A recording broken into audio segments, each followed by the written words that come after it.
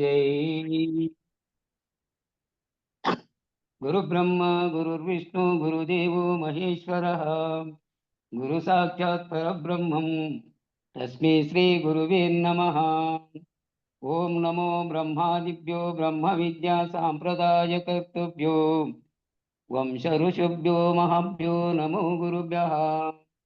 सर्वोपप्लवरहित प्रज्ञानगण प्रत्यगर्तो ब्रह्मैवाहमस्मि अहं पदार्थरहितः। गुरुवे सर्वलोकानां विषजे भवरोगिणां निधिये सर्वविद्यानां श्रीदक्षिणामूर्तये नमः। ओङ्कारपीठसिद्धान्तं पूर्णब्रह्मोपदेशिकं श्रीमन्नारायणं सूर्यं सद्गुरुभ्यो नमो नमः। याज्ञवल्क्यं च जनकं सुखसान्दीपमीश्वरं कृष्णमर्जुनसंयुक्तम् उद्धवं च नमो नमः। ब्रह्मानन्दयोगीन्द्रं रामानन्दज्ञानेश्वरः सहजानन्दयोगीश रामावधूतगुरुं भजामि।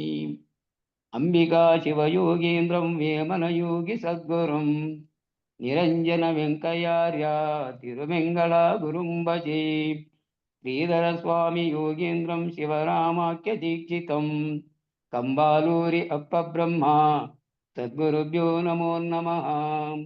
परशुरामा सीतारामा भागवत कृष्णयोगीनां कील्काणलक्ष्मणार्य सद्गुरुभ्यो नमो नमः।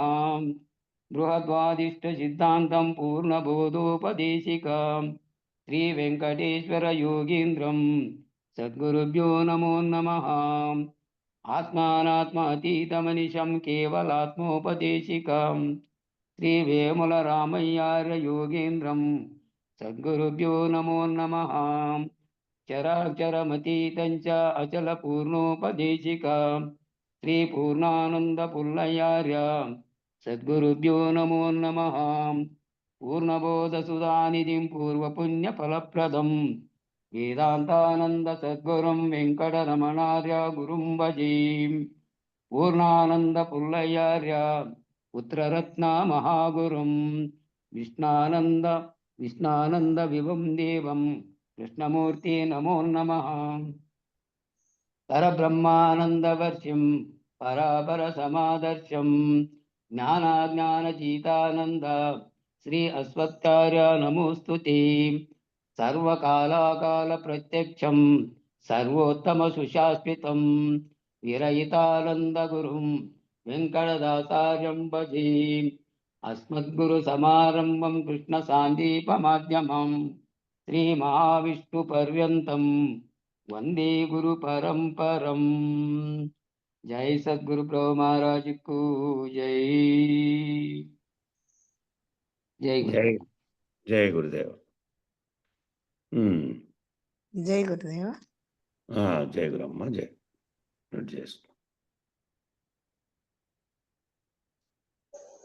కాబట్టి ఏం చెప్పాము అంటే సర్వస్వ శరణాగతి అయిపోయినటువంటి స్థితిలో ఉన్నటువంటి వాడు ఆంతరంగిక యజ్ఞం ద్వారా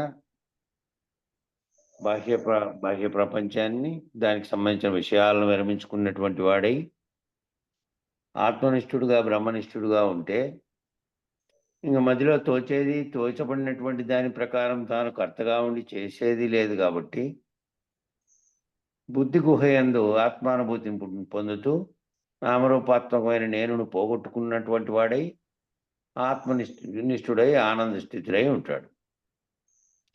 అటువంటి వారికి ఏముంది, ఈ అటువంటి నామం అటువంటి ఆనంద స్థితిలో ఉన్నాడని ఉంటే వాటికి గమనించిన తర్వాతనే ఆ గురువుగారు ఏం చేస్తున్నారు, దీక్షానామం ఇచ్చి జ్ఞానతీతానంద అని ఇట్లా దీక్ష నామాలు పెట్టారు. రహితానంద రామకృష్ణకు పెట్టారు, విరహితానంద విశేషంగా రహితమైనటువంటి అని అట్లా ఒక్కొక్క పేరు గురువు గారికి తోచిన దాన్ని దీక్షానామాలుగా పెట్టారు. అంటే ఆనంద స్థితి పొందినటువంటి వారు ఏ ఆనందం అంటే ఇక ఈ ఆనందం ఈ ద్వంద్వములకు సంబంధించింది కాకుండా ద్వంద్వాతీతమైనటువంటి ఆనంద స్థితిలో ఉన్నారు వాళ్ళు అని. అటువంటి స్థితిని మానవుడు తప్పక పొందాలి. ఆ ఆనంద స్థితిని పొందాలి మానవుడు. దీంతో సంబంధం లేనటువంటి ఈ జన్మ కర్మలకు కారణమైనటువంటి అన్ని కర్తృత్వ భోక్తృత్వాలను వదులుకొని ఉన్నటువంటి స్థితిలో ఉండాలి. ఆ విధంగా ఉంటే దాన్ని ఏమన్నారు, అటువంటి స్థితిని మానవుడు పొందితే ఈ ఆనందం పేరే ఆత్మానందం.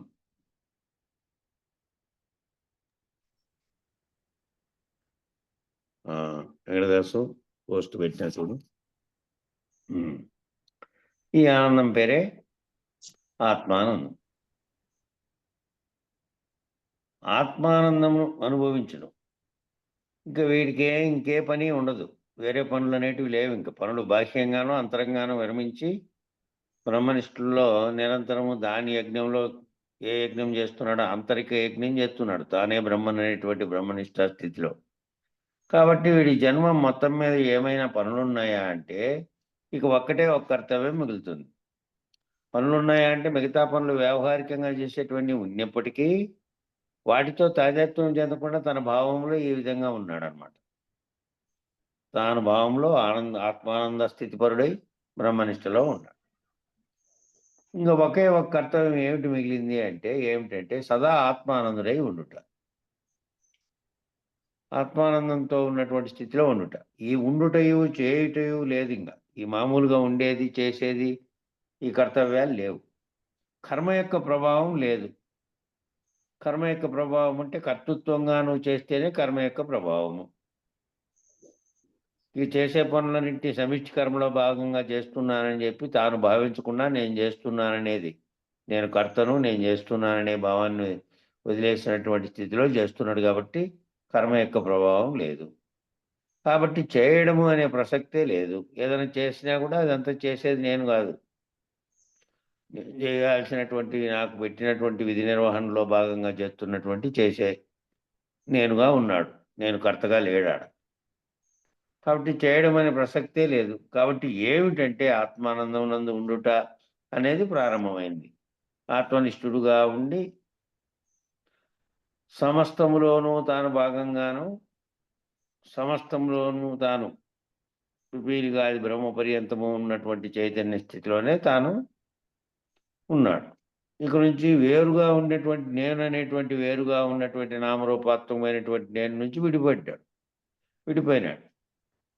ఇక నుంచి వీడు చేసే అన్ని కర్మలు, సర్వకర్మలు కూడా ఈ అంతరిక యజ్ఞంలో దగ్ధం అయిపోతాయి. ఈ చేసే పనులు ఏంటని చేస్తా అన్నప్పటికీ ఈ అంతరిక యజ్ఞంలో పెట్టుకుంటాడు కదా, మనసులో ఏది నేనటువంటి నా స్వరూప జ్ఞానాన్ని గుర్తిరిగి నేననేటువంటి నామరూపాత్మకమైన దాంట్లోంచి విడిపడి దాంట్లో రమిస్తూ ఉంటాడు. కాబట్టి ఈ వ్యావహారికంగా ఏం పనులు చేస్తున్నప్పటికీ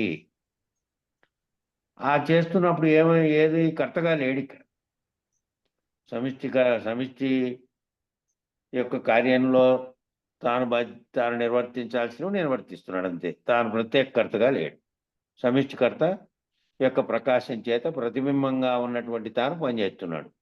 అక్కడ పరమాత్మ కదులుతుంటే ఈడ ఆత్మనిష్ఠుడైన వాడు ఇక్కడ కదులుతున్నాడు.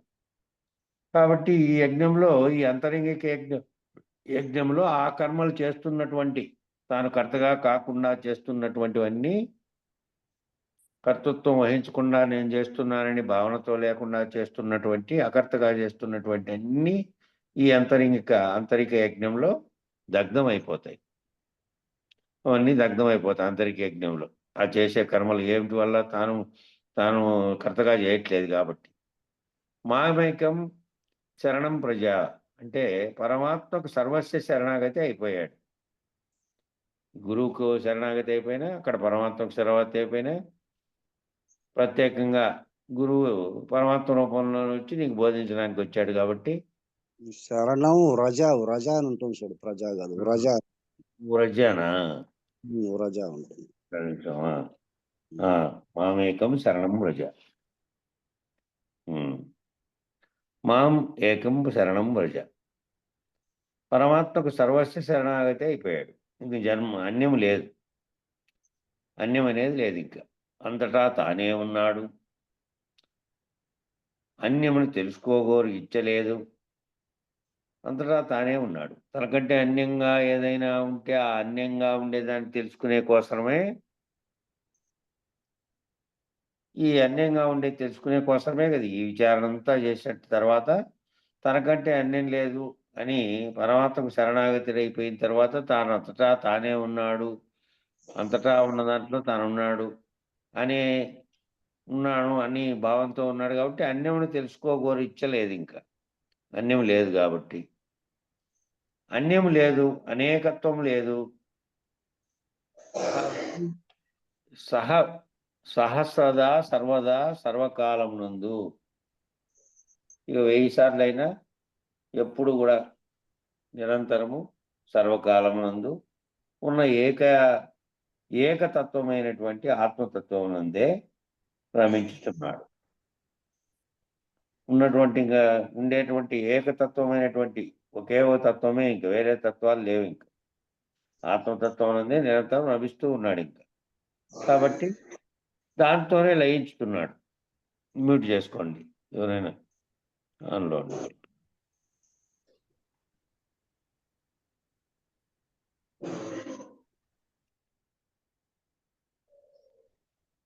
ఆత్మతత్వం నందే రమించుతున్నాడు, లయించుతున్నాడు. దాంట్లోనే రమిస్తున్నాడు, దాంట్లోనే లయిస్తున్నాడు, ఆత్మానందమును అనుభవిస్తున్నాడు. ఇటు స్థితిని మానవుడు తప్పక పొందాలి. ఈ స్థితిని పొందడానికే ఇదంతా. శబ్దాలు వస్తున్నాయి బావా, అది మ్యూట్ చేసుకోండి. వెంకటదాసం మ్యూట్ చేయి. సంబరదేమో శబ్దం వస్తుంది. ఇటు స్థితిని మానవుడు తప్పక పాటించాలి, సాధించాలి. ఇది సాధించడం కోసమే ఈ ప్రయాసంతా చేస్తుంది.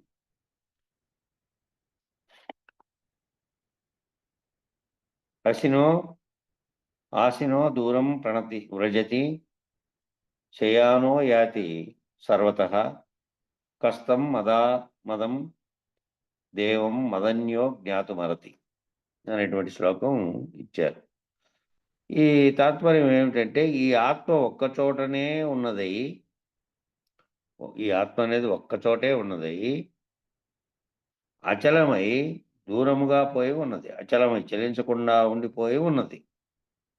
పరుండి ఉన్నదై అంతటా వ్యాపించి ఉన్నది. అంతటా వ్యాపించి పరుచుకొని ఉన్నది. సంతోష విషాదాత్మకుడగు ఈ స్వప్రకాశాత్మ దేవుని నాకంటే భిన్నుడగు వాడెప్పుడు తెలుసుకొనగలడు? నా వంటి సూక్ష్మబుద్ధి గల పండితునికే ఆత్మ సువిజ్ఞేయమగునని భావం. ఇక్కడ దీంట్లో వచ్చినది ఏంటంటే అంతటా వ్యాపించి ఉన్నటువంటి దాంట్లో దాన్ని సంతోష విషాదాత్మకుడు ఈ స్వప్రకాశాత్మ దేవుని, ఈ స్వప్రకాశాత్మగా ఉన్నటువంటి సంతోషాన్ని విషాదాన్ని రెండింటినీ అనుభవిస్తున్నటువంటి ఈ ఆత్మకుడు ఈ స్వప్రకాశాత్మైనటువంటి దేవుణ్ణి నాకంటే భిన్నుడగు వాడేవాడు తెలుసుకొనగలడు? నాకంటే భిన్నంగా ఉండేవాడు ఎవడు తెలుసుకొనగలడు? నా వంటి సూక్ష్మబుద్ధి గల పండితులకే, ఎవరైతే ఈ సూక్ష్మబుద్ధిగా ఉన్నటువంటి సంతోషము విషాదాత్మకంగా ఉండకుండా దీంట్లో నుంచి తెలిగినటువంటి వాడు ఈ దేవుని నాకంటే భిన్నుడు అనుకుని అగువాడెవడు తెలుసుకోగలడు? అట్లా భిన్నంగా ఉన్నారనేవాడు తెలుసుకోలేడు. విచారణ ద్వారా నా వంటి సూక్ష్మబుద్ధి గల పండితులకే ఆత్మ సువిజ్ఞేయమగునని భావం. ఆ విధంగా విచారణ ద్వారా నాలాగా సూక్ష్మబుద్ధి ఉండేవానికి అవుతుంది అనేటువంటిది ఆ శ్లోకం యొక్క తాత్పర్యం. దాని మీద వ్యాఖ్య ఏంటంటే ఆత్మ సర్వవ్యాపకమగుడు చేత ఆత్మ లేని తావు లేదు. ఆత్మ అనేది సర్వవ్యాపకమై ఉన్నందువల్ల అది లేని తావు లేదు. పరిచ్ఛిన్నత్వం ఉన్న వాటికే కదా కదలటకు అవకాశం ఉన్నది. ఏదైనా పరిచ్ఛిన్నత్వం ఉన్నది, అనేకాలుగా ఉంటేనే అవి కదిలేక అవకాశం ఉన్నది. సర్వరంగా వ్యాపించి ఉన్నటువంటి కదిలే అవకాశం లేదు. పరిచ్ఛిన్నత్వం ఉన్నటువంటి వాటికే కదా కదలటకు అవకాశం ఉంది.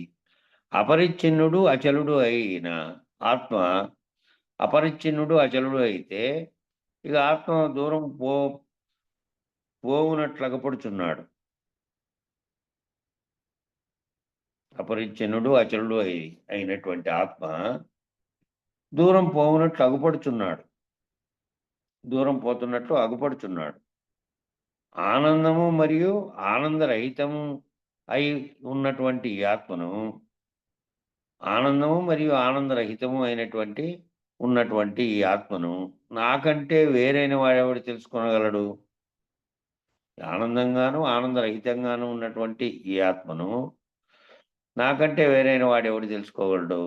నేనైతేనే నాకంటే వేరుగా ఉండేవాడు కాదు, నాలో ఉన్నటువంటి నేనే తెలుసుకోగలను. అంతర్ముఖులు ఇంద్రియ నిగ్రహులైన జ్ఞానులు తప్ప విషయాదులతో కూడి ఉండు సామాన్యులు ఆత్మను తెలియలేరు. ఎవరైతే అంతర్ముఖంగా ఈ పైన చెప్పినటువంటి ఆంతరిక యజ్ఞం చేస్తున్నారో, నామరూపాత్మకమైనటువంటి శరీరంతో తాదాత్మ్యం చెందకుండా, అది చేసే పనులతో తాదాత్మ్యం చెందకుండా, దాంట్లో ఉన్నటువంటి ఆ ముఖులుగా అయినటువంటి వారు ఇంద్రియ నిగ్రహపరులైన జ్ఞానులు. ఇంద్రియాల నిగ్రహపరచుకోకుండా పోతే ఇంద్రియాలకు సంబంధించిన వాటితో తాదాత్మ్యం చెందుతారు. కాబట్టి ఇంద్రియాలకు అతీతంగా ఉన్నది కాబట్టి అది ఆత్మ. ఇంద్రియాతీతమైన ఆత్మను తెలుసుకుంటే ఇంద్రియ నిగ్రహపరులైనటువంటి జ్ఞానులు. అంతర్ముఖంగానూ ఉండాలి, లోపల అంతర్ముఖ ప్రయాణం చేస్తూనే ఇంద్రియ నిగ్రహములైనటువంటి జ్ఞానులు తప్ప విషయాలతో కూడినటువంటి విషయాల వల్ల గుర్తొస్తా అంటే విషయాల వైపుకు పోతుంది కదా, అందులోకి పోయి రమించేవాళ్ళు, విషయాలతో కూడి కొట్టుమిట్టాడేవాళ్ళు, ఇంద్రియ నిగ్రహం లేకుండా వాటి అవసరాల కోసం మళ్ళీ చెల్లిస్తాండేవాళ్ళు. ఇవన్నీ ఈ విధంగా ఇంద్రియ నిగ్రహపరులైన జ్ఞానులు తప్ప విషయాలతో కూడి ఉండు సామాన్యులు ఆత్మను తెలియలేరు. ఆ విషయాలతో కూడి ఉన్నటువంటి సామాన్యులు ఈ ఆత్మను తెలియలేరు. ఆ విధంగా ఉంటే తెలియలేరు. కాబట్టి ఈ అంతరికయజ్ఞం అనేదంతా ఇంతగా చెప్పుకుంటూ వస్తున్నదంతా కూడా ఆత్మస్వరూపుడుగా తాను ఉండిపోవడానికి, ఆత్మస్వరూపంతో ఉన్నటువంటి నిష్ఠతో ఉండడానికి. విశేష వ్యాఖ్య ఈ ఆత్మానందం యొక్క విశేషాన్ని తెలియజెప్పి నీ ఆత్మ యొక్క మరిన్ని లక్షణాలను తెలియజేస్తున్నారు. ఈ విషయం అంతా తెలియజెప్పి ఆత్మానందం అనేది ఎట్లుంటుంది అనే విషయం తెలియజెప్పి నీ ఆత్మ యొక్క మరిన్ని లక్షణాలను తెలియజేస్తున్నారు. ఆత్మ లేని తావు లేదు, ఆత్మ లేని తావు లేదు. మైక్రో మిల్లీమీటర్లో ఉన్నటువంటి ఆర్ఎన్ఏ డిఎన్ఏ దగ్గర నుంచి మొదలు పెడితే పరమాణువు అయినటువంటి ఎలిమెంట్స్, బేసిక్ ఎలిమెంట్స్ ఏవైతే ఉన్నాయో ఈ సృష్టి అందు హీలియం అనుకో, ఆక్సిజన్ అనుకో, హైడ్రోజన్ అనుకో, ఏ పేరైనా పెట్టుకో, ఇంకా ఆ వాయువులకు ఏమిటికైనా ఇంకా అత్యంత చిన్నదైనటువంటి పరమాణువు అంటే ఆటం, అత్యంత చిన్నదైనటువంటి పరమాణువు ఆటం బాంబు అని అంటారే, పరమాణువు చేత విస్ఫోటనం చెందేటువంటి బాంబు, రెండవ ప్రపంచ యుద్ధంలో వాడినటువంటి బాంబు. ఆ ఆటం దగ్గర నుంచి మొదలు పెడితే అనంతంగా వ్యాపించి ఉన్నటువంటి విశ్వం వరకు, బ్రహ్మం వరకు సర్వత్రా ఉన్నది ఏదైతే ఉన్నదో, ఉండుట మాత్రమే లక్షణముగా కలది ఏదైతే ఉన్నదో అది ఆత్మ. మళ్ళీ ఒకసారి చూడండి, మైక్రో మిల్లీమీటర్లో అంటే మిల్లీమీటర్ అంటేనే అది కనపడినటువంటి స్వచ్ఛమైనటువంటి స్థితి. దాంట్లో మళ్ళీ మైక్రో మిల్లీమీటర్లో అంటే ఇంకా స్వచ్ఛమైనటువంటి స్థితి. ఇంకా ఆర్ఎన్ఏ డిఎన్ఏలు అనేటివి శరీరంలో ఉండేటువంటి వాటితో జన్యువు, ఆ జన్యువు యొక్క పరిణామం గుర్తించడానికి చేసేటువంటి టెస్టులు. ఆ దాంట్లో దాని దగ్గర నుంచి మొదలు పెడితే పరమాణువైనటువంటి ఎలిమెంట్స్, అత్యంత పరమాణువుగా ఉన్నటువంటి ఎలిమెంట్స్, బేసిక్ ఎలిమెంట్స్ అంటే బేసిక్ ఎలిమెంట్స్ మామూలుగా అణువులతో కూడిన సమూహంతోనే బేసిక్ పునాది పడుతోంది కింద. ఈ సకల సృష్టికి కారణమైనటువంటి అణువు. అక్కడి నుంచి ఏమైనా ఉండని ఈ సృష్టిలో హీలియం అనేది ఏంటంటే, హీలియం అనేది అత్యంత బరువు లేనటువంటి, ఏమాత్రము దానికి బరువు అనేది లేనటువంటి వాయువు. వాయువుల్లో బరువులు ఉంటాయి. మామూలుగా మనం గాలి పెట్టించుకుంటాం కదా, ఎవరికి టైర్లలో గాలి పెట్టించుకుంటాం, లేకపోతే ఊపిరితిత్తులకు గాలి వదులుతాం కదా, అందులో కూడా ఆ గాలికి బరువు ఉంటుంది. అంతా ఓ దాంట్లో కుదిన తర్వాత దాని మీద పెడితే బరువు ఉంటుంది. ఒత్తిడి, బరువు 2 ఉంటాయి. హీలియం అనే దానికి ఒత్తిడి, బరువు 2 ఉండవు. అందువల్ల ఏం చేస్తారంటే హీలియం అనే దాన్ని నింపి, ఆ నింపిన దాన్ని కొన్ని ఏటువైన పరిశోధనాత్మకంగా ఉండాల్సినవి అవి పెట్టి దానికి కట్టి దాన్ని వదులుతారు పైకి.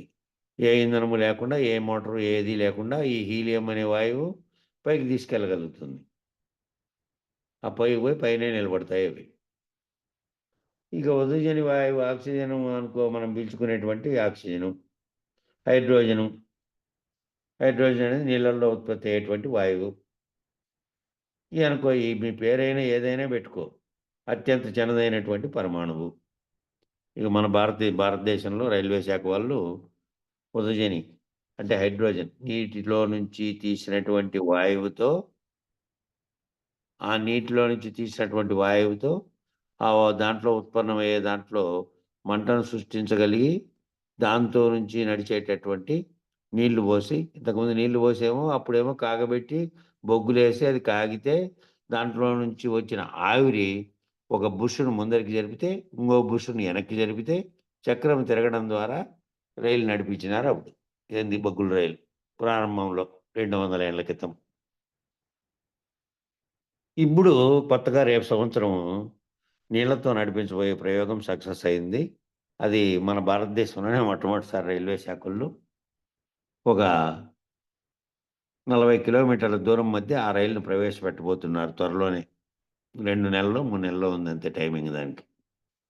హైడ్రోజన్ అనే ఉదజని వాయువు నీటిలో నుంచి, ఆవిరిలోంచి పుట్టినటువంటి వాయువును సృష్టించి, ఆ దాంట్లో నుంచి నీళ్లతోనే ఏ విధమైనటువంటి మంటలు పెట్టడమో, ఇంకోటి చేయడమో లేకుండా దాంట్లో కొన్ని ప్రయోగాల ద్వారా దాన్ని వాయువుగా మార్చి దాంతో నుంచి నడిపించేటువంటి స్థితి.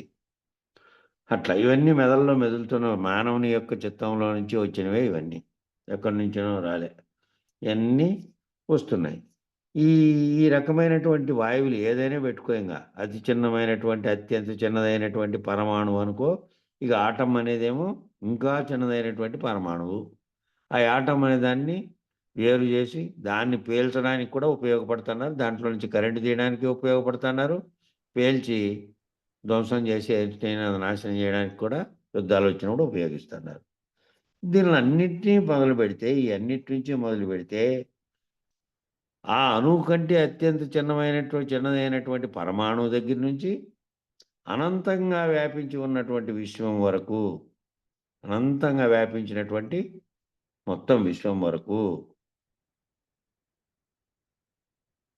ఏదైతే విశ్వం ఉందో ఆ అనంతంగా వ్యాపించిన విశ్వం వరకు, బ్రహ్మం వరకు. ఇక జీవుని కాటి నుండి తీసుకుంటే పిపీలకమైనటువంటి చిన్న బ్యాక్టీరియా కాడ ఉండేటువంటి చీమ కాటి నుంచి బ్రహ్మం వరకు సర్వత్రా ఉన్నది ఏదైతే ఉన్నదో, సర్వత్రా ఏదైతే ఉందో, ఉండుట మాత్రమే లక్షణంగా ఉంది కలది ఏదైతే ఉందో అది ఆత్మ. సర్వత్రా ఉన్నది. పరమాణువు దగ్గర నుంచి విశ్వవ్యాప్తమైనటువంటి,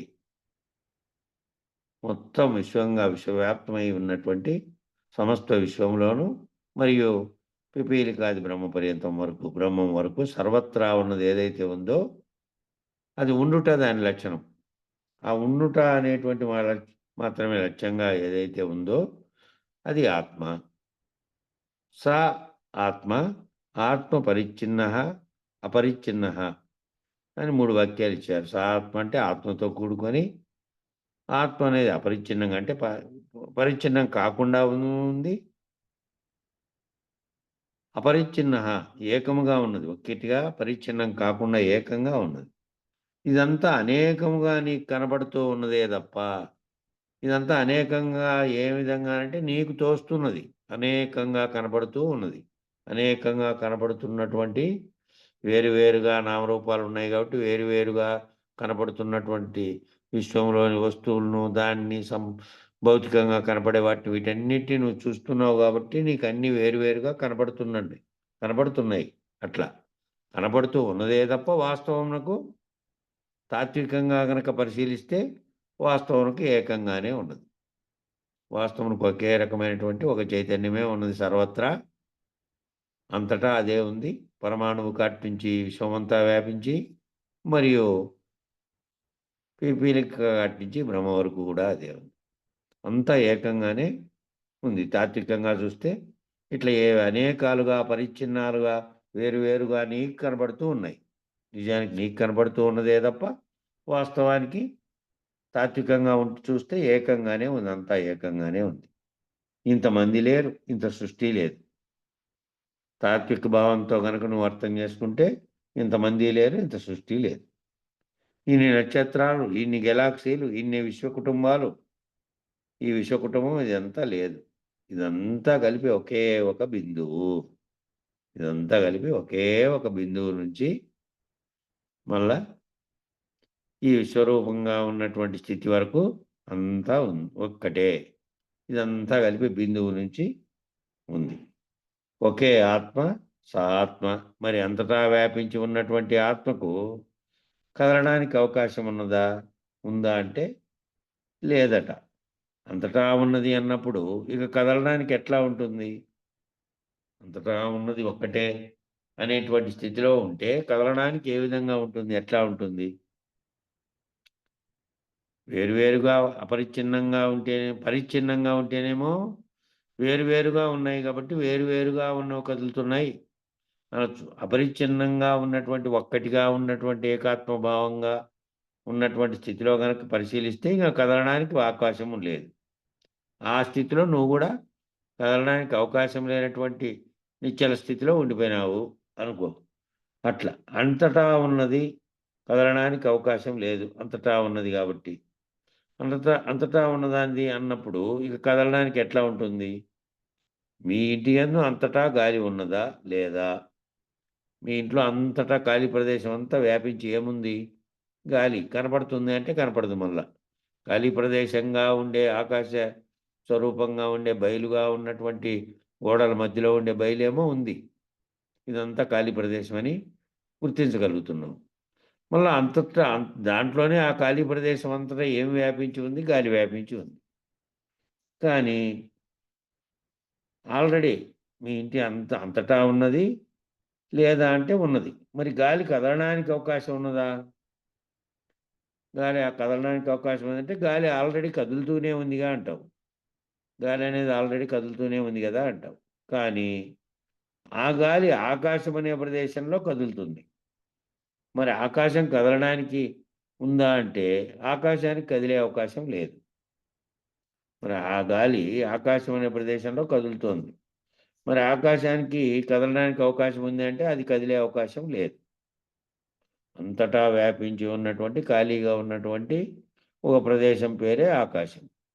ఆకాశం అనే పేరు మనం పెట్టుకున్నాం. అంతటా అవకాశం ఇచ్చేటువంటి ఇవన్నీ ఉన్నటువంటి దేంట్లో అయితే ఉందో ఆ శూన్య ప్రదేశంగా ఉన్నటువంటి ఖాళీ ప్రదేశమే ఆకాశం. కాబట్టి అది కదలడానికి అవకాశం లేదు. ఎందుకని అంటే అంతటా ఉన్నది కాబట్టి. ఎందుకు ఆకాశం కదలదు అంటే అంతటా ఉన్నది కాబట్టి. దాంట్లో ఉన్నటువంటివన్నీ కదులుతున్నాయి. భూమి, సూర్య చంద్రాదులు, నక్షత్రాదులు, బ్రహ్మాండంగా ఉన్నటువంటి వస్తురూపకంగా ఉన్నటువంటి భూమి కదులుతుంది కాబట్టి భూమి మీద ఉన్న సర్వస్వము కొండలతో సహా అన్నీ కలిపే కదులుతున్నాయి. అన్నీ కదులుతున్నాయి. ఆ కదలికల వల్ల గాలి ఉత్పన్నమై ఆ గాలి కూడా కదులుతోంది. కాబట్టి ఈ అంతటా ఉన్నది కాబట్టి అనేటువంటి సాదృశ్యముగా చెప్తున్నారే గాని ఆకాశమును ఆత్మ అనుటకు వీల్లేదు. ఆ విధంగా చెప్తున్నారు గాని, సాదృశ్యంగా చెప్తున్నారు గాని ఆకాశాన్ని ఆత్మ అనుటకు వీల్లేదు. కారణం ఏమిటి అంటే వాతావరణం ఎంత మేరకు భూమి చుట్టూ వ్యాపించి ఉన్నదో అంత మేరకే ఆకాశం అంటున్నాం మనం. ఆకాశం అని ఎంత మేరకు అంటున్నాము అంటే వాతావరణంతో సహా ఇవన్నీ ఏ గ్రహాలైతే మనం చెబుతున్నామో భూమితో సహా ఇతరత్రా ఉన్నటువంటివన్నీ దేంట్లో అయితే వ్యాపించి ఏదైతే భూమి చుట్టూ వ్యాపించిందో మనకు కనబడుతూ పైకి అన్నీ కలిపి దీంట్లో ఏమిట్లో అయితే ఉన్నాయో దాన్ని ఆకాశం అంటున్నాం మనం. దాని అవతల ఉన్న దానిని అంతరిక్షం అంటున్నాం. మళ్ళీ దాని అవతల ఉన్నటువంటి దాన్ని నక్షత్రాల కల్లా పోయినప్పుడు పైన అంతరిక్షము అంటున్నాం. దాని అవతల ఉన్నదాన్ని ఆ అంతరిక్షము అని అంటున్నాం. దాని అవతల ఉన్నదానిని దాని అవతల ఉన్నదాన్ని అంతరిక్షం అంటుంటే మరి అదంతా కూడా విశ్వవ్యాప్తంగా ఉండి కదులుతోంది. కదలనిది సర్వత్రా వ్యాపించి ఉన్నటువంటిది ఒకటి కదలకుండా ఉంది. అది ఏ అవకాశం ఇవ్వకుండా ఉండేది. అది కదలదు, ఎప్పుడూ కదలదు అది. ఈ ఆకాశంలో ఉన్నటువంటి దాంట్లో కొన్ని అంతరిక్షంలో ఉండి కదలక ఉన్నవి ఉన్నాయి, కొన్ని కదులుతున్నవి ఉన్నాయి. కానీ ఈ వాతావరణం భూమికి చుట్టూ ఉన్నదాన్నేమో మనము వాతావరణం అంతా వ్యాపించి ఉన్నదాన్ని అంటున్నాం. అవతల ఉన్నదాన్ని అంతరిక్షం అంటున్నాం. మరి అదంతా కూడా విశ్వవ్యాప్తకంగా ఉన్నదిగా. ఆ అంతరిక్షంతో సహా అంతా కూడా విశ్వవ్యాపకంగా ఉన్నది కదా. కాబట్టి ఆకాశమును ఆత్మ అనరాదు. కానీ తద్దూరే జతి, తన్నై జతి. ఎంత దూరం వెళ్ళగలదయ్యా అంటే అనంత విశ్వము వ్యాపకము ఎంత దూరం అయితే ఉందో అన్ని లక్షల కోట్ల కాంతి సంవత్సరాల దూరం వరకు వ్యాపించి ఉన్నది. తన్నై జతి, ఎక్కడికి కదలదయ్యా. ఎంతగా కదలదయ్యా అంటే కదలడానికి అవకాశమే లేనటువంటి స్థానువుగా ఉన్నది. ఈ రెండు లక్షణాలు ఒకచోటే ఉన్నాయట. ఈ తద్దూరే జతి, తన్నై జతి అనే రెండు కూడా ఒకటేమో అనంత విశ్వం వ్యాపకం ఎంత దూరం అయితే ఉందో అన్ని లక్షల కోట్ల కాంతి సంవత్సరాల దూరం వరకు కూడా అంతటా వ్యాపించి ఉన్నదంట ఒకటి. తన్నై జతి అంటే ఎక్కడికి కదలదయ్యా అంటే ఎంతగా కదలదంటే కదలడానికి అవకాశమే లేనటువంటి స్థానువుగా ఉన్నది కూడా ఒకటే. అంతటా వ్యాపించి ఉన్నది స్థానువుగా ఉన్నది ఒకటే. ఈ రెండు లక్షణాలు ఒకే చోట ఉన్నాయట. రెండు లక్షణాలు ఒక చోటే ఉన్నాయి. అది ఆత్మను వివరించేటటువంటి విధానం. సూక్ష్మాతి సూక్ష్మంగా ఉన్నటువంటి అణువు స్థితిలోను మళ్ళీ అంతటా వ్యాపించి ఉన్నటువంటి సర్వత్రా వ్యాపించి ఉన్నటువంటి విశ్వంగా సర్వత్రా వ్యాపించి ఉన్నటువంటి దాంట్లోనూ ఉంది, సూక్ష్మాతి సూక్ష్మంగా ఉండే దాంట్లోనూ ఉంది. అది ఆత్మను వివరించేటువంటి విధానం. అది అపరిచ్ఛిన్నము, అచలము, కదులుటకు అవకాశము లేనిది, కదలనిది. ఆత్మ దూరం పోతున్నట్టుగా కనబడుతున్నది. అత్యంత దూరముగా విశాలముగా ఎంతో దూరముగా ఉన్నట్టు కనబడుతోంది కానీ అసలే కదలనిది కూడా అదే. అసలే కదలకుండా ఉండేది కూడా అదే. ఈ రకముగా ఆత్మ ఆనందము ఏకకాలంలో ఆనందరహితం కూడా అయి ఉన్నది. ఈ రకంగా ఉండేటువంటి ఆత్మ ఏదైతే కదులుతున్నట్టుగాను కదలకుండా ఉన్నట్టుగాను అణుకాట్ నుంచి సర్వత్రా వ్యాపించి ఉన్నటువంటి స్థితిలోనూ ఉన్నది. ఆ విధంగా దూరం పోతున్నట్టుగా కనబడుతున్నది. అత్యంత దూరముగా విశాలముగా ఎంతో దూరముగా ఉన్నట్టు కూడా కనబడుతోంది. కానీ అసలే కదలనిది కూడా అదే. ఈ రకంగా ఆత్మ ఆనందము ఏకకాలంలో ఆనందరహితం కూడా అయి ఉన్నది.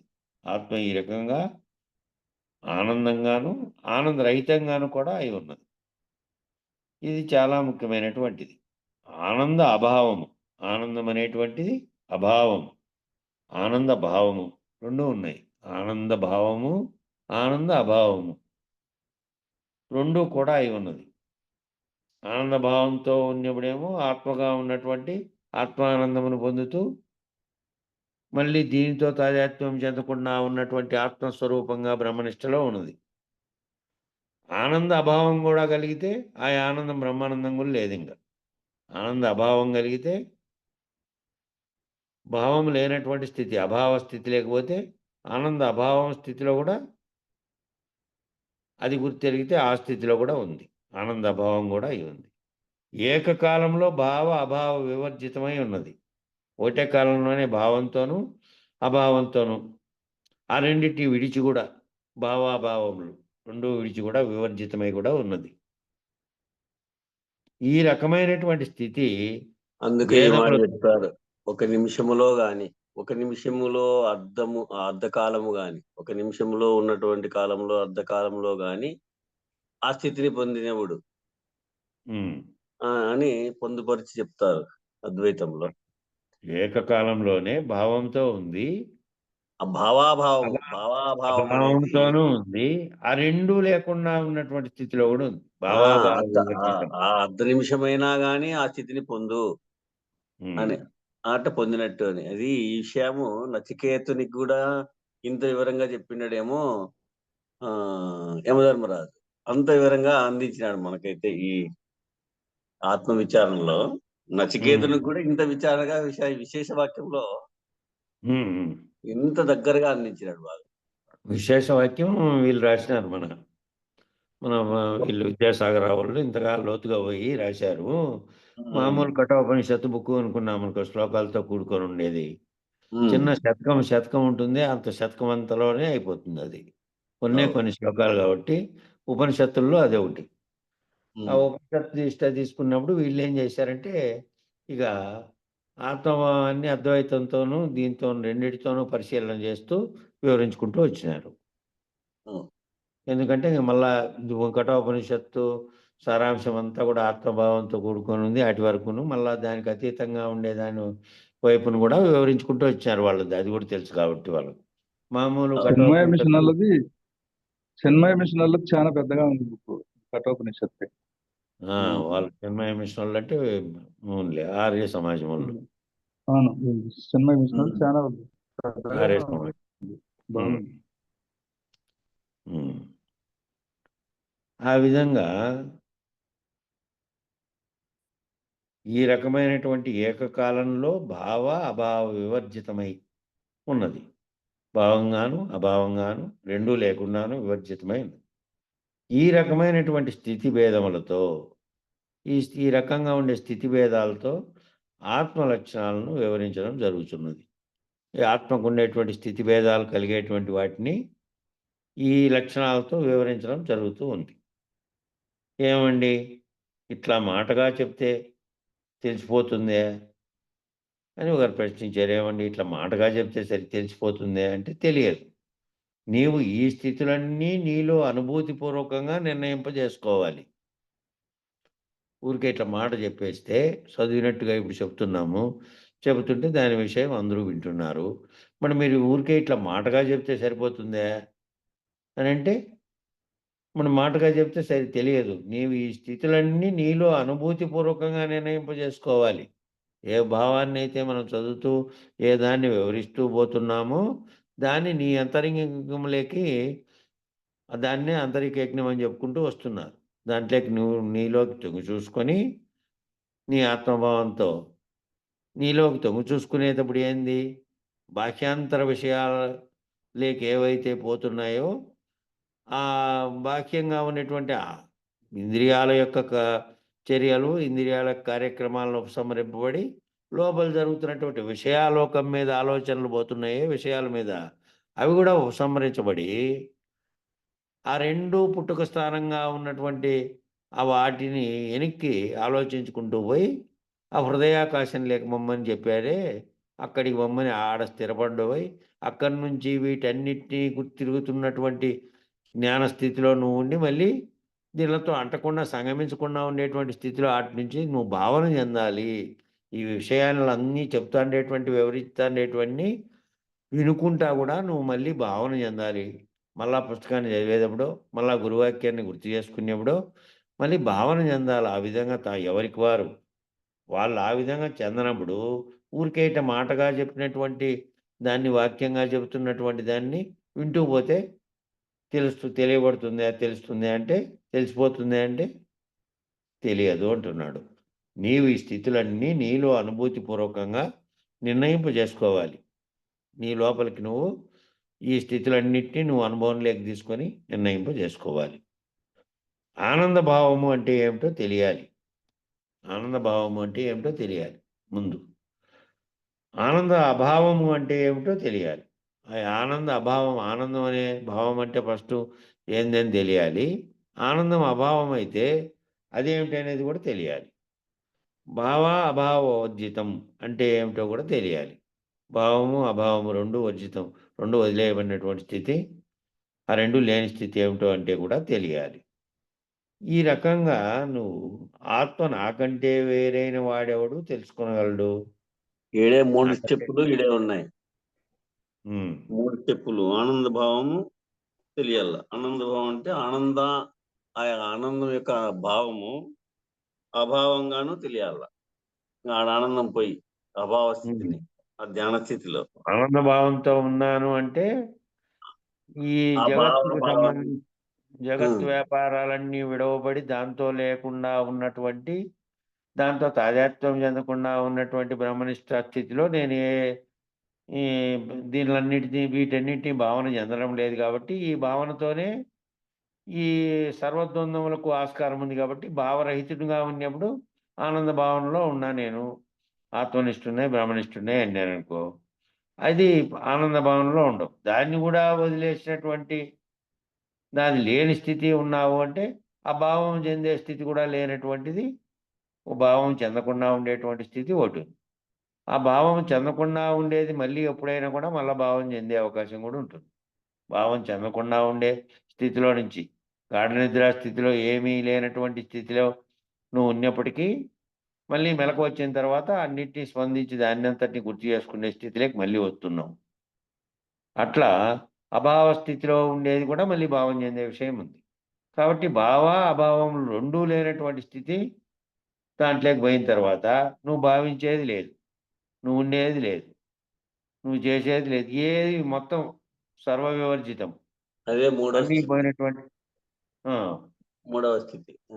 మూడో స్థితిలోకి పోయినావు. ఇంకో ఎక్కడ నువ్వు వ్యక్తం చేసేకి, చెప్పేకి, ఇదిగో ఈ విధంగా అనేకి దేనికి లేదు, ఇంకా దేనికి లేవు. ఈ రకంగా ఎవరైతే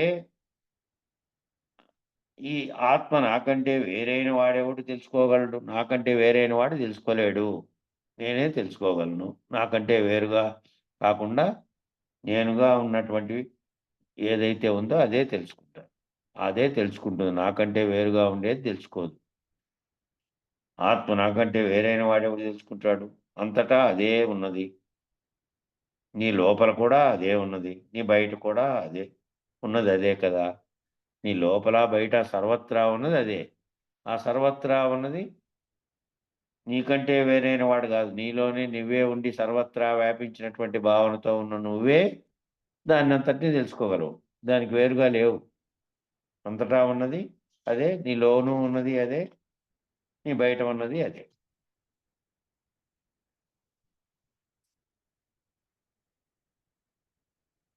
కాబట్టి అన్ని జీవుల కంటే అనగా కర్మజీవులైనటువంటి పశు పక్షి క్రిమి కీటకాదుల కంటే, భోగజీవులైనటువంటి గంధర్వులు దేవతలు యక్షుల కంటే, ఇవన్నీ రాత్రి వచ్చినాయి చూడు, గంధర్వ నాగరముంద, అవన్నీ ఏంటి ఉన్నాయంటే అవన్నీ ఊహాత్మకమైనటువంటివి వర్ణించి ఇట్లున్నారు. గంధర్వులు అంటే గానం చేసేవాళ్ళు, ప్రత్యేకమైనటువంటి కొన్ని కళల్లో నిష్ణాతులైనటువంటి వాళ్ళని అంటూ ఉంటారు. ఇప్పుడు గాన గంధర్వుడు అని బిరుదిచ్చారు ఎవరికి, మన ఎస్వి బాలసుబ్రహ్మణ్యానికి గాన గంధర్వుడు. ఆ గంధర్వులు అనే వాళ్ళు ఏమి చూడలేదు కాబట్టి, చూడకపోయినప్పటికీ వాళ్ళు గానంలో నిష్ణాతులైన వాళ్ళు గంధర్వులు అని పేరు వాళ్ళకు. అట్లా ఊహాత్మకమైనటువంటి అయినప్పటికీ, లేదా నిజంగా నీ కంటి ముందర ఉన్నటువంటి కర్మజీవులైనటువంటి పశువులు, పక్షులు, క్రిములు, కీటకాదులు ఇవన్నీ ఉన్నాయి కదా, బ్యాక్టీరియా నుంచి మహాజంతువుల వరకు విశ్వమంతా ఉన్నటువంటి అనేక రకాల ప్రకృతిలో వాటన్నిటికంటే, లేదా భోగజీవులైనటువంటి గంధర్వులు దేవతలు యక్షుల కంటే, వీళ్ళంతా ఎవరు? దేవతలు గంధర్వులు యక్షులు వీళ్ళంతా ఎవరు అంటే భోగజీవులు, భోగించడానికి ఆ స్థితికి చేరుకున్న వాళ్ళు. భోగజీవులైనటువంటి వీళ్ళకంటే ఎక్కువగా బుద్ధి వికాసం కలిగినటువంటి వాడు ఎవరు అంటే మానవుడు.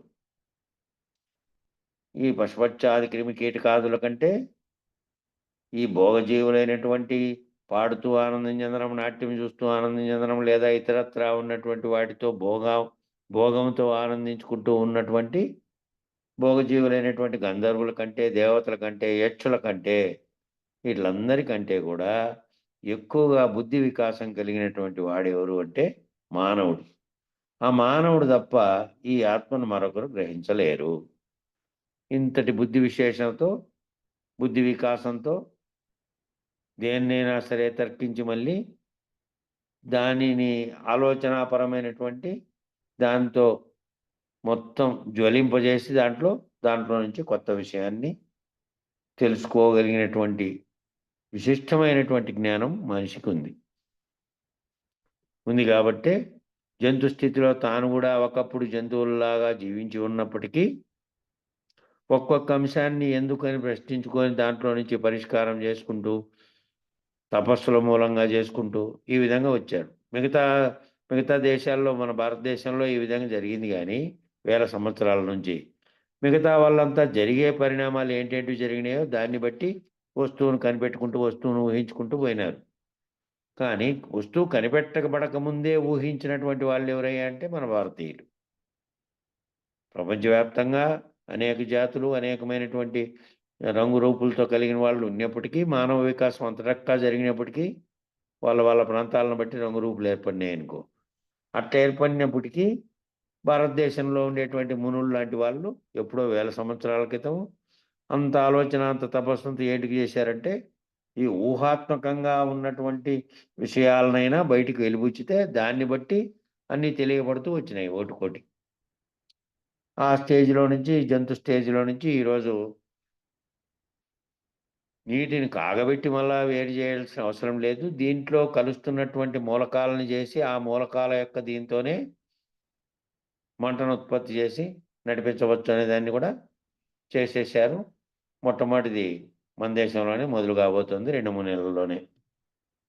ఒక 50 కిలోమీటర్ల దూరం ప్రతిరోజు పోయే రైలు నీటి ఆవిరితో మండించకుండా గిండించకుండా ఏమి చేయకుండా. కాబట్టి బుద్ధి వికాసం ఎవరికి ఉంది అంటే ఈ మానవునికి ఉన్నంత బుద్ధి వికాసం ఏ విధంగానే ఎవరికీ లేదు. అంతటి వికాసం కలిగినటువంటి జీవి మానవుడు. కాబట్టి ఆత్మ అనేటువంటి సూక్ష్మాతి సూక్ష్మమైనదిగాను ఉండి విశ్వమంతటా వ్యాపించి ఉన్నటువంటి స్థితిలోనూ ఉండి దాన్ని గుర్తించగలిగేటువంటి స్థితి అంటే ఈ ఇతరత్రా ఉన్నటువంటి ఈ భోగజీవులైనటువంటి వాటికి, ఈ పశుపక్షాదులుగా ఉన్నటువంటి వాటి, క్రిమికీటకాదులుగా ఉన్నటువంటి వాటికి అసాధ్యం దాని గురించి తెలుసుకోవడం అనేది. కాబట్టి బుద్ధి వికాసం లేనటువంటి జీవులు తెలుసుకోలేవు, అసలే తెలుసుకోలేవు అవి. బుద్ధి వికాసం కలిగిన మానవుడప్పుడు మాత్రమే బుద్ధి యొక్క గుహయందు ఈ బుద్ధి వికాసం కలిగిండే మానవుడు మాత్రమే తనలేకి తాను చూసుకొని మళ్ళీ బుద్ధి అనే గుహయందు హృదయాకాశ స్థితుడై, ఆ బుద్ధి యొక్క గుహ అనేది మళ్ళీ హృదయాకాశ స్థితి అనేది మొన్న వచ్చింది కదా. హృదయాకాశం అనేటువంటిది ఏదైతే ఈ చలించేటువంటి ఈ ఆలోచనలకు వీటన్నిటికీ కారణమైనటువంటిది ఎక్కడైతే సంకల్పం పుడుతూ ఉందో అది హృదయాకాశంగా ఉంది. దీనికి కారణమైన ఆ దాంట్లో బుద్ధి గుహ అనేది అందులోనే ఉంది.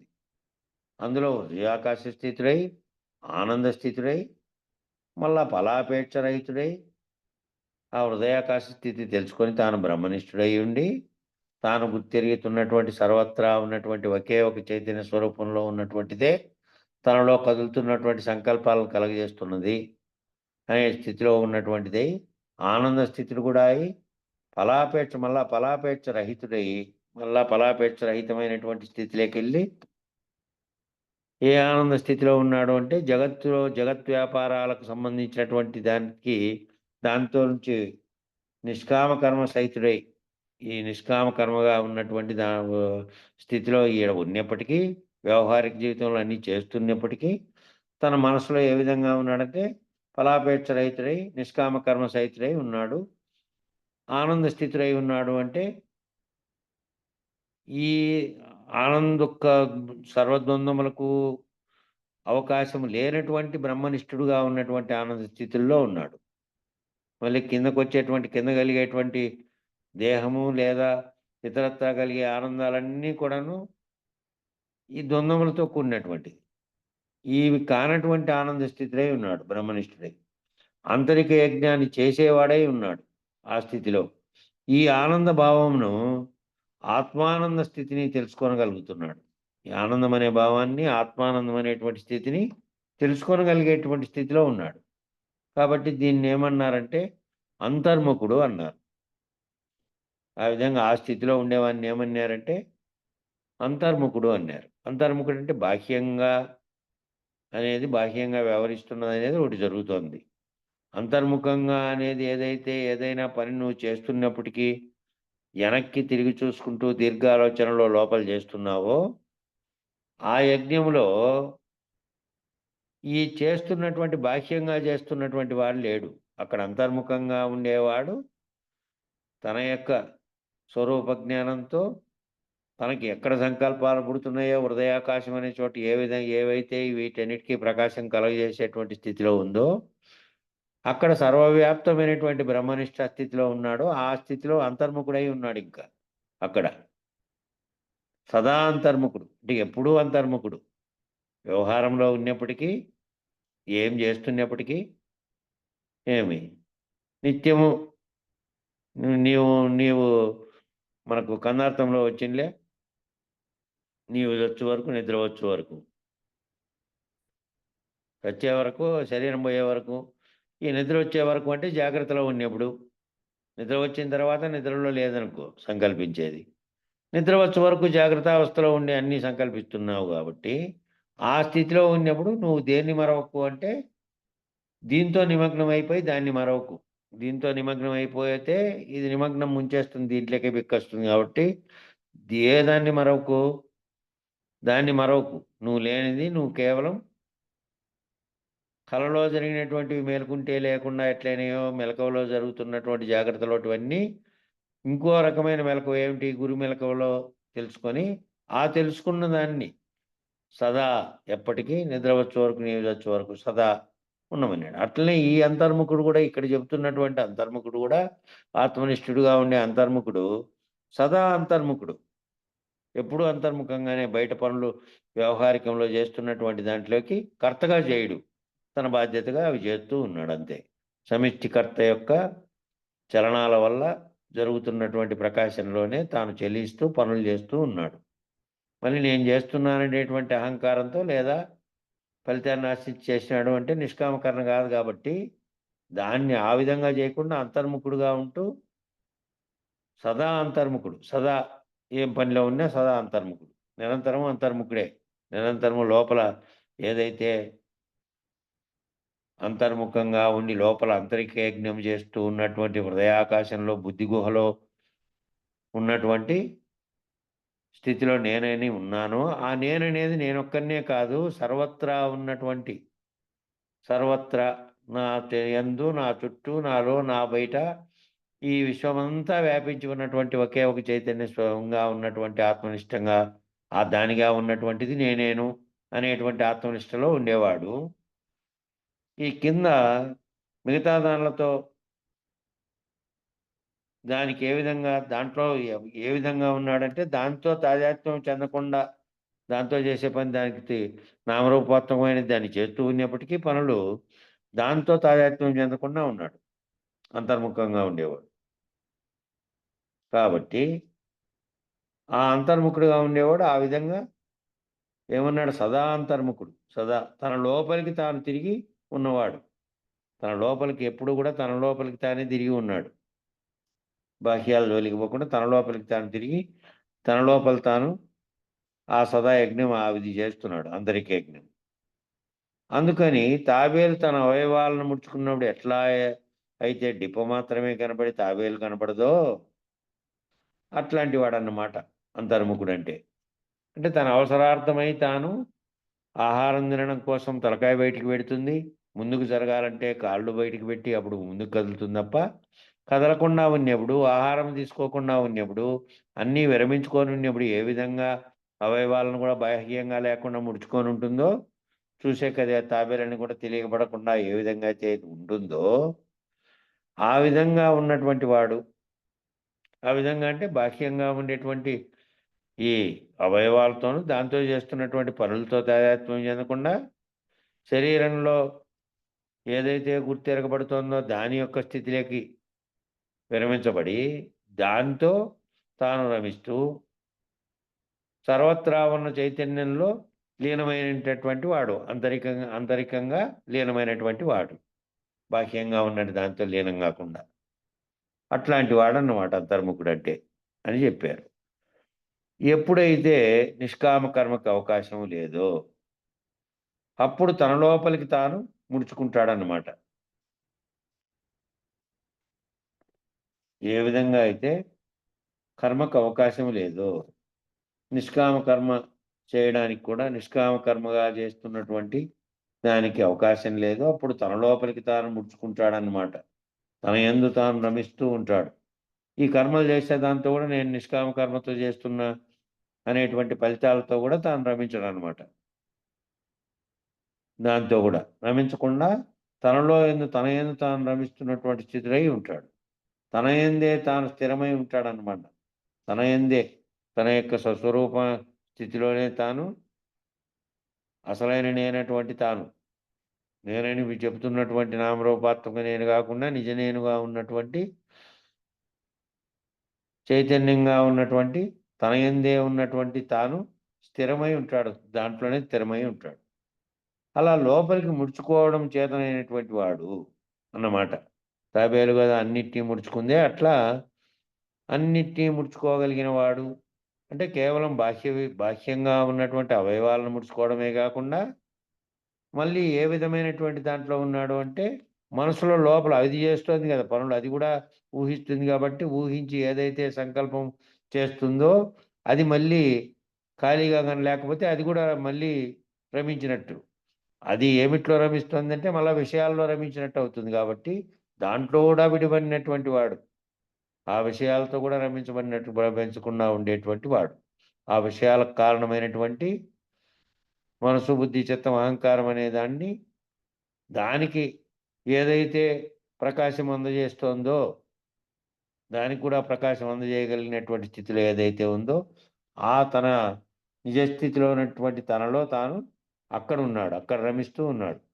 మనసు, బుద్ధి, చిత్తం, అహంకారం అనేటువంటి విషయాలతో కూడినటువంటి దాంట్లో కూడా రానటువంటి స్థితిలో పైకి ఎనిక్కి ముడుచుకొని ఉన్నాడు.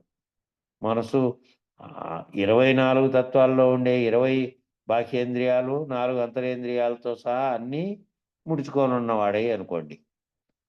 వాటిని కూడా ముడుచుకొని వాటిని కూడా బాహ్యంగా తీసుకురాకుండా ఉన్నటువంటి స్థితిలో ఉన్నట్టు తన స్వరూప స్థితిలో స్థిరమైనటువంటి వాడు. దీనిని ఏమన్నారంటే ఇంద్రియ నిగ్రహము అన్నారు. దీన్ని ఏ విధంగా దీనికి ఏం పేరు పెట్టారంటే ఇంద్రియ నిగ్రహము, బాహ్యేంద్రియ, అంతరేంద్రియ. మన దాంట్లో నిత్యానిత్య సాధనా సంపత్తి పరుడుగా ఉండే దాంట్లో వస్తుంది అది. నిత్యానిత్య వస్తు వివేకము, సమధమాది షట్క సంపత్తి అనే దాంట్లో ఈ సమధమం అనేది ఇదే బాహ్యేంద్రియ, అంతరేంద్రియ నిగ్రహాలే అవి. ఇవి దీన్ని ఏమన్నారంటే ఇంద్రియ నిగ్రహము అన్నారు. ఈ బుద్ధి గుహ యందు సర్వేంద్రియములను నిక్షిప్తం చేయడం ఏదైతే ఉందో, సర్వేంద్రియాలను బుద్ధి గుహలో నిక్షిప్తం చేయడము ఏదైతే ఉందో దానికి ఇంద్రియ నిగ్రహం. ఈ సర్వేంద్రియాలు అంటే బాహ్యేంద్రియాలు, అంతరేంద్రియాలను అన్నీ ముడుచుకున్నటువంటి స్థితిలో పెట్టుకొని దాన్ని పనిచేస్తున్నటువంటి ఏదైతే పని చేయకుండా ఇవన్నీ సంకల్పించి చేయడానికి అంతరేంద్రియాలు సంకల్పించుకున్నాను, ఏదైతే బాహ్యేంద్రియాలు దానికి అనుగుణంగా పనిచేస్తూ ఉన్నాయో కామ్యక కర్మలు వాటన్నిటినీ చేస్తున్నప్పటికీ దాంతో తాదాత్మ్యం చెందినటువంటి స్థితిలో ఏదైతే ఉందో ఆ నిజనేనులో వెనక్కి ఉపసంహరించబడి ఆంతరిక యజ్ఞంలో ఎక్కడైతే బుద్ధి గుహ ఉందో, ఎక్కడైతే ఈ అన్ని సంకల్ప చలనాలన్నీ కలగడానికి కారణమైనది ఉందో అక్కడ స్థిరపడి ఉన్నటువంటి స్థితిలో సాత్యత్వ స్థితిలో అక్కడ నుండి దీంతో తాదాత్మ్యం చెందిన స్థితిలో ఉంటే దానికి ఏం పేరంటే ఇంద్రియ నిగ్రహం అని పేరు. అన్నీ ముడుచుకొని దీనిలతో తాదాత్మ్యం చెందిన స్థితిలో ఉన్నాడు. అంతేకాని బహిర్వ్యాపారంలో ఒక చోట చేయుట, ఒకటి చోట చేయకుండుట, కర్మ వ్యాపారంతో ఇంద్రియ నిగ్రహం బోధించబడుట, కర్మ వ్యాపారంతో లేక ఇంద్రియములు వ్యవహరించకున్నను విలక్షణమైనటువంటి తాను వ్యవహరించట్లేదు. కాబట్టి ఈ బహిరంగంగా జరుగుతున్న దాంట్లో బహిరంగ వ్యాపారం అంటే బహిరంగంగా నీ శరీరం చేస్తున్నటువంటి పనులు బహిర్వ్యాపారం అంటే. అట్లా ఒక చోట చేయడము, ఒక చోట చేయకుండా ఉండడము.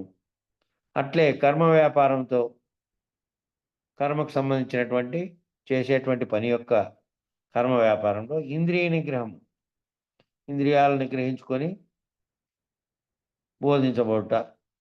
ఇంద్రియాలతోనే అవన్నీ చేస్తున్నప్పటికీ చేస్తున్న పనిలో తాను చేస్తున్నటువంటి భావం ఉంది అంటే ఇంద్రియాలతో చేస్తున్నటువంటి కర్మలు ఫలితాలు రెండు ఉన్నాయి. ఇంద్రియ నిగ్రహము అని అంటే ఆ కర్మ ఫలితాలు ఆ చేస్తున్నటువంటి దాంతో తాను తాదాత్మ్యం చెందకుండా దాని యొక్క ఫలితాన్ని ఆశించకుండా ఉండి చేసేది. కర్మ వ్యాపారంతో ఇంద్రియ నిగ్రహం బోధించబోట లేదు. ఇంద్రియ నిగ్రహాన్ని కర్మ వ్యాపారంలో చేయమని ఇంద్రియ నిగ్రహాన్ని బోధించబట్లే. అక్కడ ఇంద్రియాలు పనిచేస్తూ ఉన్నాయి. పనిచేస్తూ ఉన్నప్పటికీ తాను తాదాత్మ్యం చెందకుండా ఉన్నాడు అంతే. ఇంద్రియములు వ్యవహరించకున్నను, ఇంద్రియాలు వ్యవహరిస్తున్నప్పటికీ ఇంద్రియాలు వ్యవహరించకుండా ఉన్నప్పటికీ విలక్షణమైనటువంటి తాను వ్యవహరించట్లేదు. విలక్షణంగా ఉండే తాను వ్యవహరించట్లేదు. ఇక్కడ ఇంద్రియాలు పనిచేస్తూ ఉన్నాయి, ఇంద్రియాలు పనిచేయకుండా ఉన్నాయి. మనసు బుద్ధి చిత్తం అనే వాటి ప్రకాశం చేతనే ఏమేం పనులు చేయాలో దీనికి పురమాయిస్తూ ఉంటే ఇది లేచిపోయి తన పనులన్నీ తను చేస్తూ ఉన్నా. ఓ చోట చేస్తున్నా, ఓ చోట చేయకపోయినా దాంట్లో ఉన్నా కూడా ఏదైతే విలక్షణమైనటువంటిది ఒకటి ఉందో తాను విలక్షణంగా ఉండేటువంటి బుద్ధి గుహలో విరమించబడి దాంతో నేను ఆ స్వరూపుడై ఉన్నాను అనేటువంటి భావనతో బ్రహ్మనిష్టగా ఏదైతే ఉందో వీటన్నిటికీ ప్రకాశం ఇస్తున్నటువంటి అన్నిటికీ మూలమైనటువంటి సంకల్పం కలిగించేటటువంటి స్థితిలో ఉన్నటువంటి తాను, తన నిజమైనటువంటి తాను, విలక్షణంగా ఉన్నటువంటి తాను వ్యవహరించట్లే. ఇవన్నీ వ్యవహరిస్తానే కూడా తాను వ్యవహరించకుండా ఉంది. తాను సదా ఈ అంతరిక యజ్ఞమందు నిమగ్నుడై తాననేటువంటి ఆ నిజ నేను ఏ విధంగా ఉందంటే ఈ అంతరిక యజ్ఞంలో నిమగ్నుడై ఆత్మానందుడై ఉన్నాడు. అంతరిక యజ్ఞంలో నిమగ్నుడై ఉన్నాడు. ఇవేమో దీనిలో పనులని చేసుకుంటూ పోతానే దీంతో తాదాత్మ్యం చెందకుండా ఉన్నటువంటి స్థితిలో ఉన్నాడు. కాబట్టి సామాన్య వ్యవహారం ఏదైతే ఉన్నదో అట్టి సామాన్య వ్యవహారమునకు ఈ సామాన్య వ్యవహారాలు ఏవైతే చేస్తున్నావో మామూలుగా నువ్వు బాహ్యంగా జీవుడు ఏవైతే సామాన్య వ్యవహారాలన్నీ చేస్తున్నాడో ఏవి చేస్తున్నప్పటికీ సామాన్య వ్యవహారం చేస్తున్నప్పటికీ అట్టి సామాన్య వ్యవహారమునకు సామాన్యంగా నువ్వు చేసేటువంటి పనులన్నిటికీ అట్టి సామాన్య వ్యవహారమునకు సుఖదుఖ ఆసక్తిని పొందక, ఆ సామాన్య వ్యవహారంలో కలిగే కష్ట నష్టాలు లేదంటే వాటితో సుఖదుఖ ఆసక్తిని పొందితే సుఖము దుఃఖం అనేటువంటి ఆసక్తిని పొందకుండా శీతోష్ణాది ద్వంద్వముల చేత కుంగక చలిపెట్టినప్పుడు లేదంటే ఉష్ణం కలిగింది ఇవన్నీ దేనికి శరీరానికి కలుగుతున్నాయి. దాంట్లో ఉండి దాన్ని కలిగేటువంటి బాధల్ని నువ్వేమో నీకు తెలుస్తున్నాయి కాబట్టి చాలా చలిగా ఉండేది, ఉష్ణంగా ఉండేది. ఈ వ్యవహారములన్నీ నీకు తెలియబడుతున్నప్పటికీ ఆ శరీరం అనే దానికి అవి కదులుతూ ఉన్నాయి. ఈ సామాన్య వ్యవహారంలో కలిగేటువంటి సుఖదుఖాలు కూడా నువ్వు గుర్తించగలుగుతున్నావు.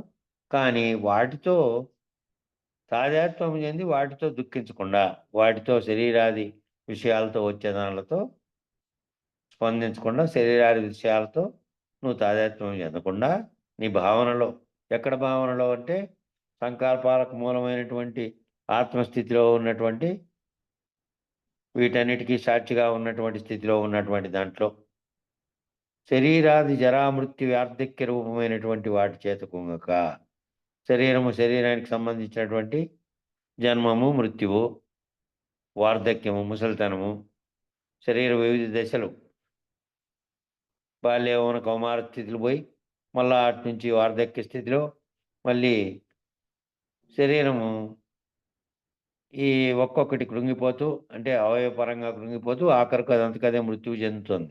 పుట్టినప్పుడేమో ఈ స్థితి.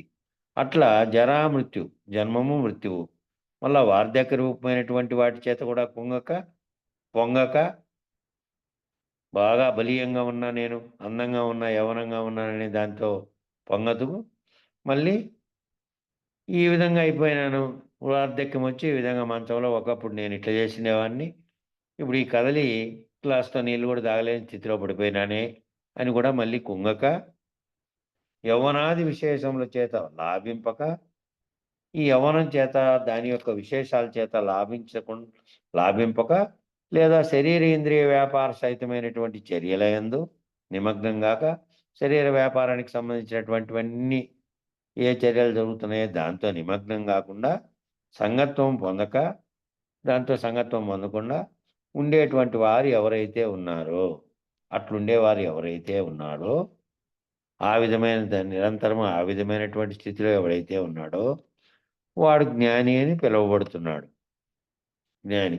జ్ఞానికి ఏవి? ఈ వీటితో సంగత్వం చెందితే సర్వ విషయాలు దానికి తెలిసినప్పటికీ, సర్వము తెలిసినటువంటి బ్రహ్మాండమైనటువంటి వాడైనప్పటికీ, వాచ్యరీత్యా గొప్పగా మాట్లాడి అన్నీ వివరించగలిగినటువంటి తెలివి గలవాడైనప్పటికీ, ఈ విధంగా సంగత్వం పొందినటువంటి స్థితిలో ఉంటే మరి లేదు. సంగత్వం స్థితిలో ఉంటే జ్ఞాని మళ్ళా అజ్ఞానిగా వ్యవహరించినట్టు, రెండిట్లోనూ వ్యవహరిస్తున్నాడు అని. ఎవరైతే సంగత్వం చెందని స్థితిలో ఉన్నాడో అట్టివాడు జ్ఞాని అని పిలువబడతాడు. ఆ స్థితిలో ఎప్పుడు ఉండేవాడు జ్ఞాని అని పిలువబడతాడు. ఇక అచలుడుగా ఉండే స్థితిలో ఉన్నవాడు జ్ఞానాజ్ఞానములు రెండు రహితమైనటువంటి వాడు. తానే లేనని భావనతో ఉండేవాడు. తాను ఉన్నాననేది కేవలం కలగా భావించేవాడు. తాను ఉన్నట్లుగా కొద్దిసేపు తోచినట్టుగా భావించేవాడు. ఈ జన్మ మొత్తాన్ని అంతటినీ కొద్దిసేపు తోచిన దానితో భావించి ఆ తోచినది లేదని చెప్పి ఉండేవాడు. ఆ విధంగా ఉంటాడు మళ్ళా ఆ పరిస్థితిలో. కాబట్టి సమయం సరిపోయింది, ఇంకా ఎక్కువైంది. ఇంకా మంగళం చెప్పండి. జై సద్గురు బ్రో మహారాజుకు జై. మంగళం మహానుభావ, మంగళం పరమా ప్రభో, మంగళం పరిపూర్ణ రూప, మంగళం గుణగణ విభో. మంగళము నీకు గురువర, మంగళమో పాయి పాయి ముని జన వినుత. మంగళము సుజన రక్షక, మంగళమో దేవదేవా మహనీయ గుణుమా. మంగళహారతి మదినందు కొనుమా.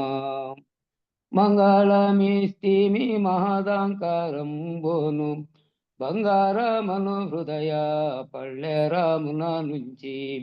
నింగి నేలకు నెలగుచుండిన నెరుకని కర్పూరమునుగొని, మంగళారతి మిస్తిమి కమే మానుకొందుము ఎరుక చేష్టలు మహనీయ గనుమా. మంగళారతి మదినందు కొనుమా. మంగళం గురుదేవాయ మహనీయ గుణాత్మని, సర్వలోక చరణ్యాయ సాధు రూపాయ మంగళం. జై సద్గురు ప్రభు మహారాజుకు జై. జై వెంకటాంబ సమేత శ్రీ పూర్ణానంద పుల్లయార సద్గురు ప్రభు మహారాజుకు జై. జై శ్రీ వేదాంతానంద వెంకట రమణార సద్గురు ప్రభు మహారాజుకు జై. జై విష్ణానంద కృష్ణమూర్త్యార సద్గురు ప్రభు మహారాజుకు జై. జై జ్ఞానాజ్ఞానతీత అశ్వత్యార సద్గురు ప్రభు మహారాజుకు జై. జై విరహితానంద వెంకటదాసార్య సద్గురు ప్రభు మహారాజుకు జై. ఇందుగల గురుభక్త మండలీకు జై. సర్వం సద్గురు చరణారవిందార్పణమస్తు. సర్వే జనా సుఖినో భవంతు. ఓం శాంతి శాంతి శాంతి. అందరికీ జై గురుదేవ. అందరికీ నా నమస్కారం. జై.